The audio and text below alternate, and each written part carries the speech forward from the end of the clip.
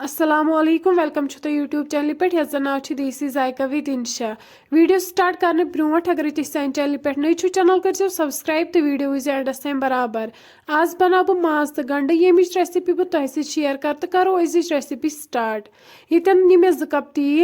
तेल गरम गसित त्रा बह वन अत मज तेज पत्ता सब्ज ٲl दालचीन तो बड़ ٲl यम सारी मसाल करक बह वन हल्का फ्राई गसित त्रावक बह वन अत मज नील मरचांगन तो गंड तो मरचांगन करहोक वन अस हल्का फ्राई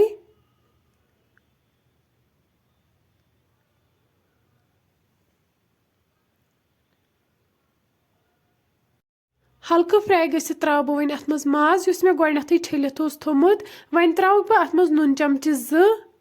नून छ माजस सत वन असल पट रलावुन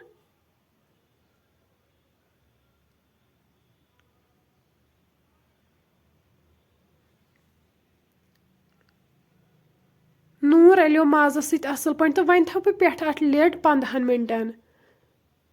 15 मिनट बाद तुल बह ठांड थो तो दिम माजस बी फिरन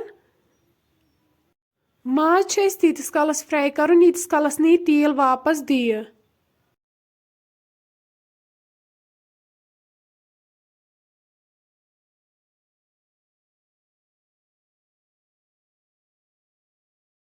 माज असल पे फ्राई गोमुत तुम हेकु वुचित अम तेल वापस दितमुत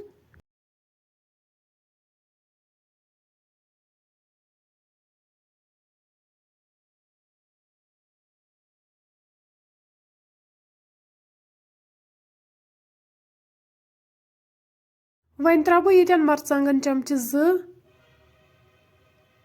लेदर चमचे 1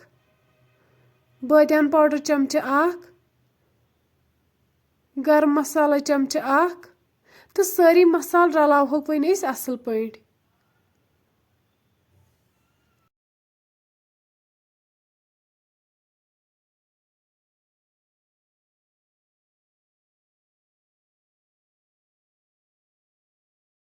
सारी मसाल असल पट रल त्रो वन अस आब लीटर 1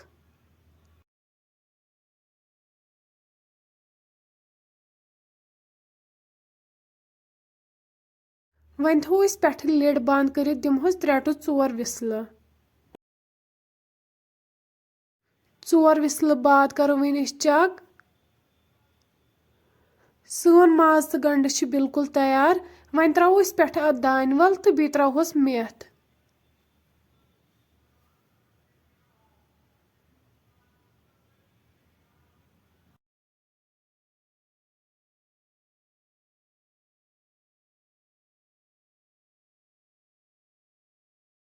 फ्रेंड्स अगर तुम सन रेसिपी पसंद आमज चैनल कर सब्सक्राइब तो बे दीजो पन फीडबैक अल्लाह हाफिज।